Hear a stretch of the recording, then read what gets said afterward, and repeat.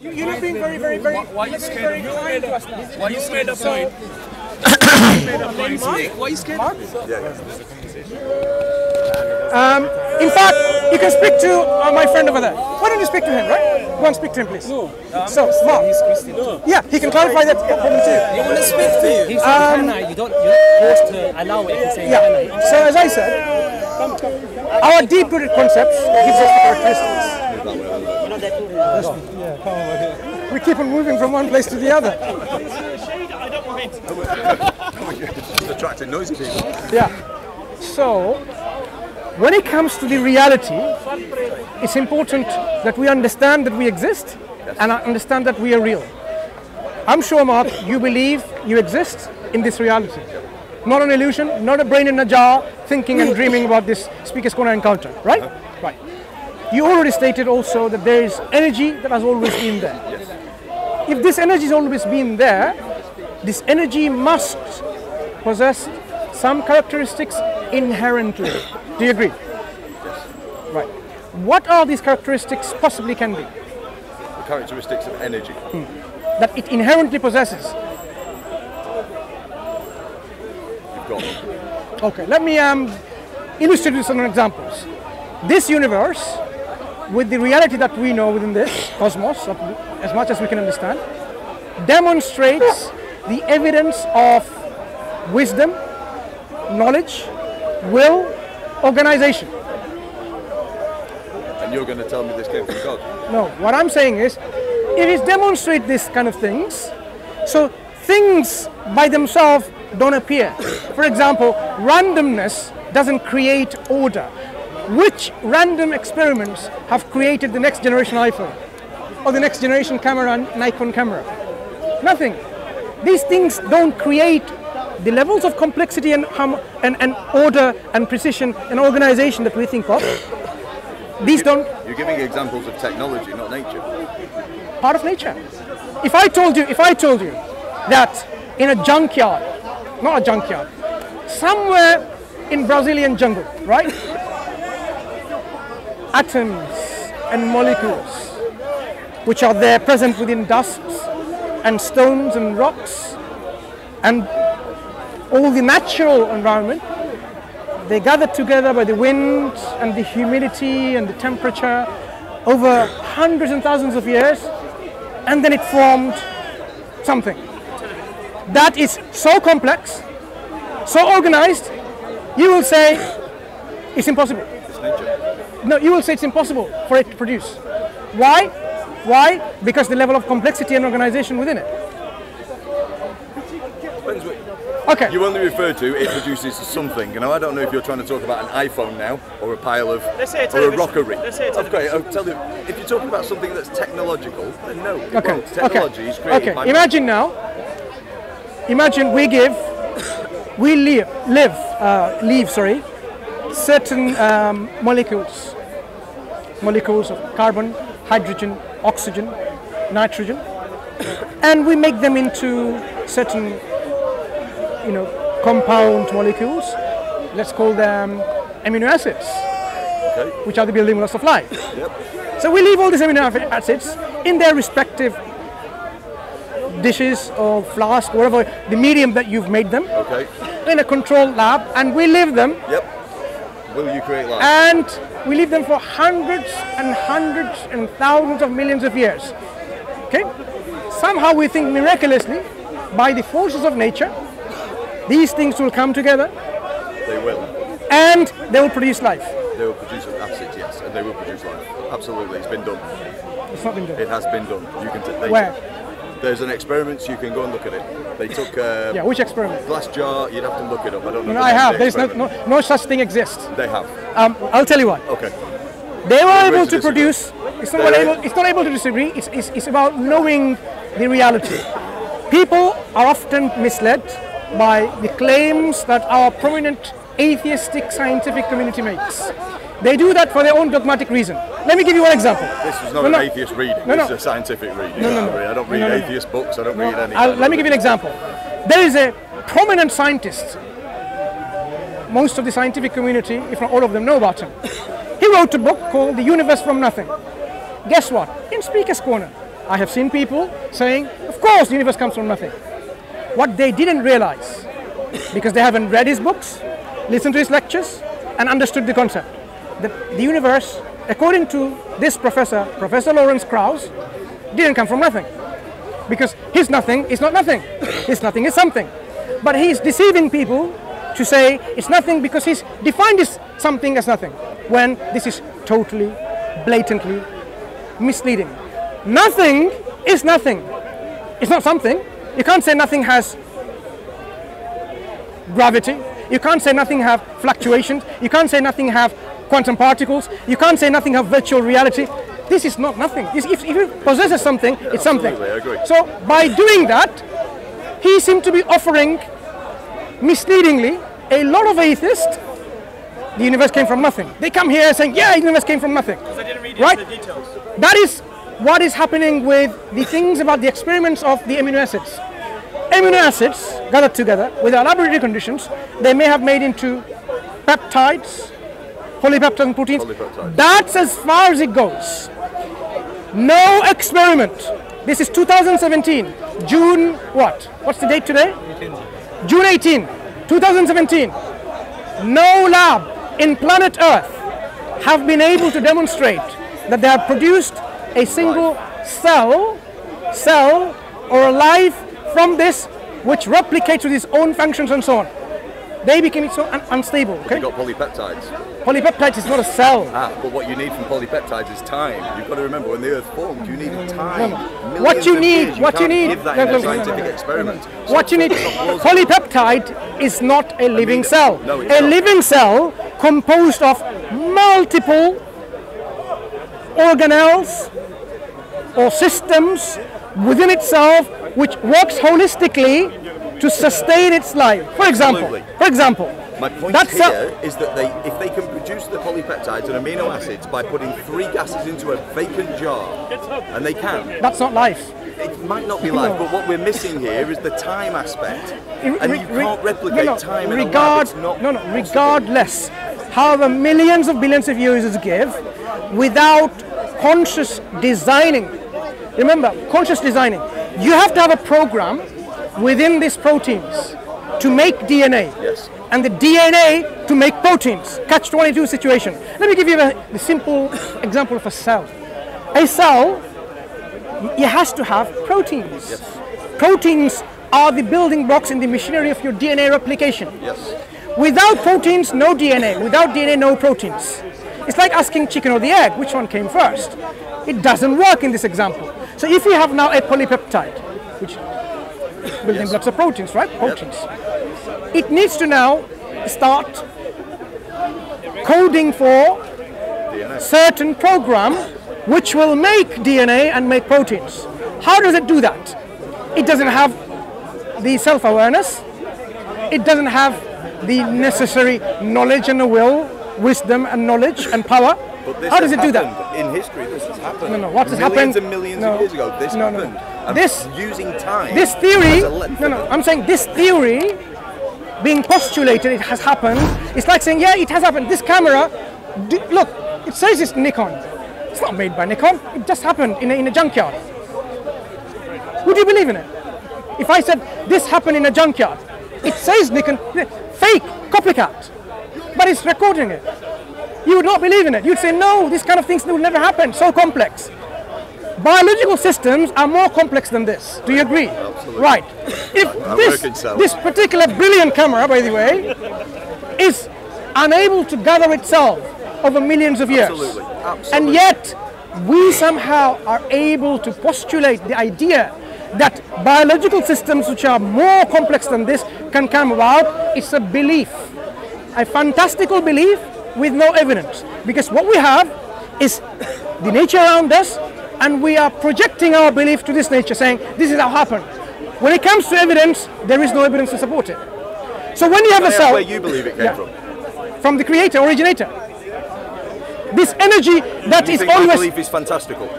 That's fantastical because there is no evidence. I'll give you my evidence. We're talking evidence now. Let me give you my evidence then. That there is a creator. The evidence that I'm giving is this energy that always existed in your belief is the originator of everything that we see today. And this originator is self-aware, conscious, live, living, has a will, and possesses power, and is able to do all those things. If all of these things were absent, from that energy, nothing will proceed, because the energy is not willing for anything to be produced, anything to be manifest, anything to be originated. If I have in my laboratory in school, right, all the equipment's there, do you think distillations will happen? Do you think things will come together and then start making amino acids? Nothing will happen unless you have a willing agent gathering together all the chemicals, putting them in the flask, heating them up, whatever, right? If you have no willing entity, an agent who's self-aware to bring these things about, this lab will remain there, will own it by itself, nothing will happen. Nothing will ever be made. This is the evidence for God. No, I'm saying this is the evidence by looking at this universe today that the originator of our universe is conscious, alive, who has life, has will, and has knowledge and power. So he created this place but never visits. No. First, what I've said so far, this is a rational conclusion. If you say otherwise, then you have to explain how from that energy, with inherent characteristics which you haven't described, how do things proceed like this? How do the laws proceed from this energy? Laws which are precise in our universe, very precise to 22nd decimal places or more. That precision we're talking about. Planck's constants, gravitational constants, lots of constants, right? That's why we say if our universe, if our Earth was so distant away from the sun with an angle of rotation, life won't exist. So within the laws, that's what scientists are telling us with the precision of our universe. That would indicate there's no life elsewhere in the universe. No. In this universe, the way the universe is fine-tuned, our universe is fine-tuned. Do you mean our planet or our universe? Our universe. I don't believe that we're the only things in our universe at all. No. Do we know what's there in the corner of our universe? No, we don't. Yet. So we are talking about the things that we can observe, things we can measure, things we can experience and see. Within this realms of our universe, we see fine-tuning, fact of life, fine-tuning. These are so finely tuned as if they're purpose-built within this universe to produce life. We're talking about other universes, other multiple universes. This particular universe that we are in is a fact of reality that is finely tuned. This fine-tuning, I am saying, is not a product of nature. Nature which has no consciousness, because nature is nothing according to them, it's just a process. That process hasn't got anything for it to be self-aware.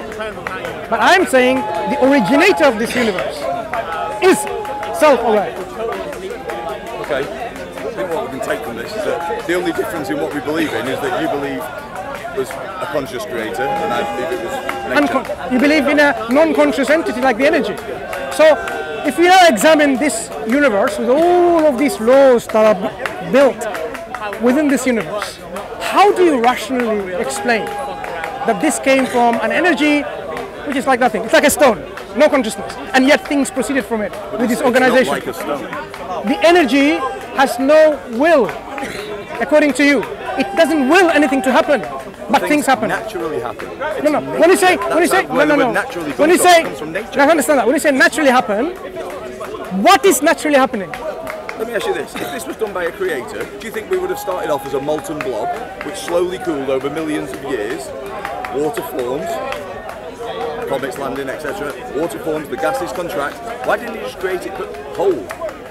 This has taken a process of billions of years, and over billions of years, a lot of chemicals in this smorg of chemicals have come together, and we can do that. We can put 3 gases into a vacant jar and form polypeptides. The only thing that's missing here is time. We're talking millions of years. Still, it's not going to help.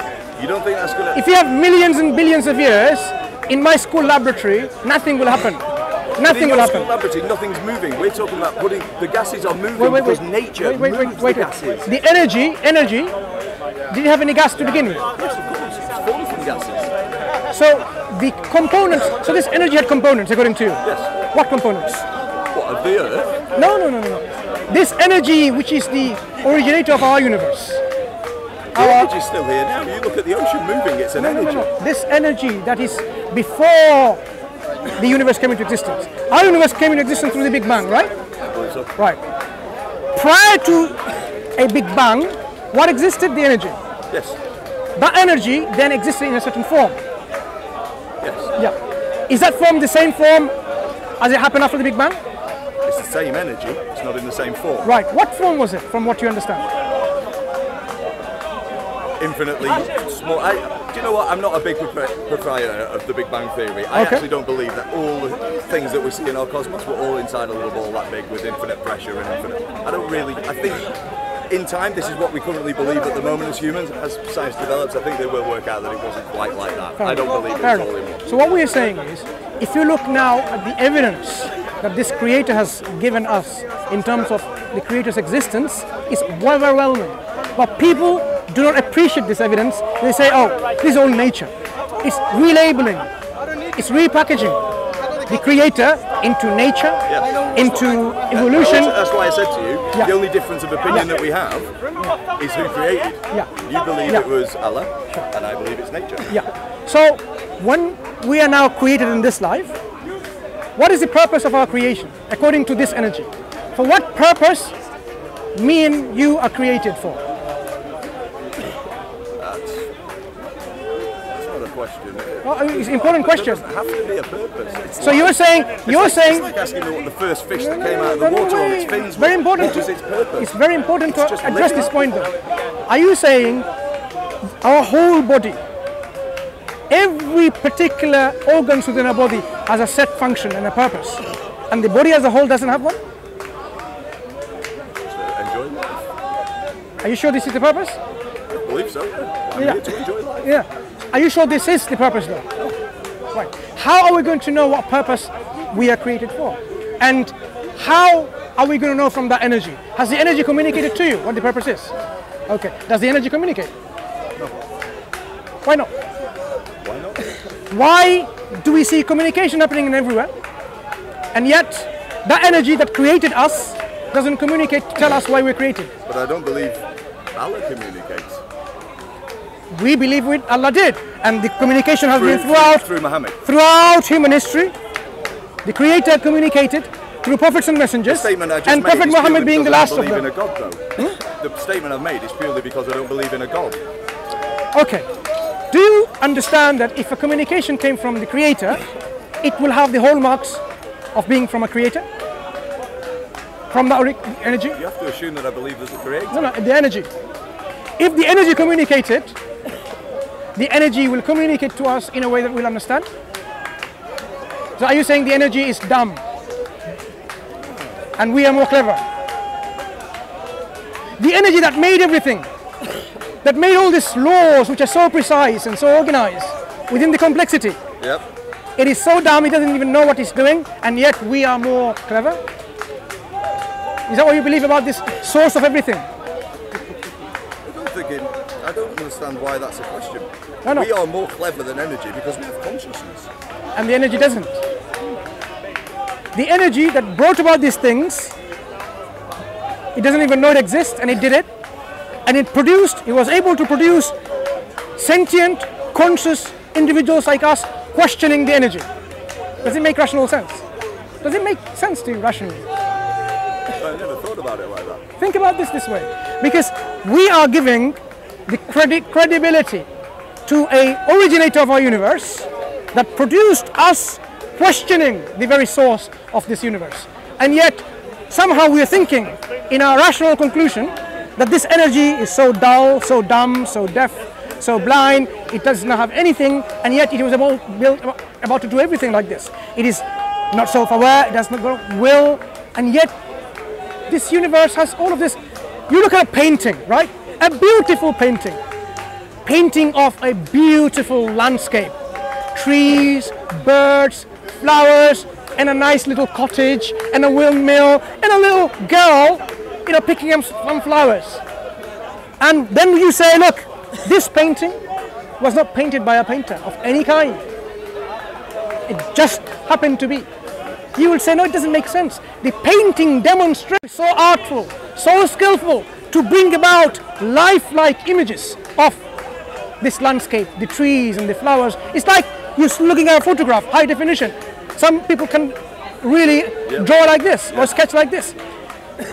So when you see a painting, you say you don't see the painter behind it, that the painter is nothing, it's just nothing. I don't see that. I see that there's a painter. There's a difference between putting look at the universe. On a canvas and put it and look at the universe. Look at the universe. Consider it as a painting. And yet the originator that brought about this painting, this universe, it's nature. And you say this painter, the creator of this universe, it's nature. Okay, characteristics of nature. Let's talk about nature now. What are the inherent characteristics of nature? Does nature have a will? In a different respect than how you feel as a will. For example, a tree will not grow in a certain area. It will grow in an area that it likes. It has will to do that. No. It has an ability. It's not a will. But we also have cactuses that will grow in only a it's not about will though. It's not about will. It's all to do with nature. The laws that are built within the mechanism of the tree, how it can survive, water, drought, sunshine, and so on and so forth. Yep. So if, for example, if you leave a seed, it might not grow. But with the right conditions, it will sprout. This is one of the things Quran says. He is, I can't remember the Arabic terms. Allah is the splitter of grains. Yep, He brought about this. He is the one who brings about these things. So this seed will never germinate unless it has the right conditions. Likewise, that tree will not grow unless there's right conditions. That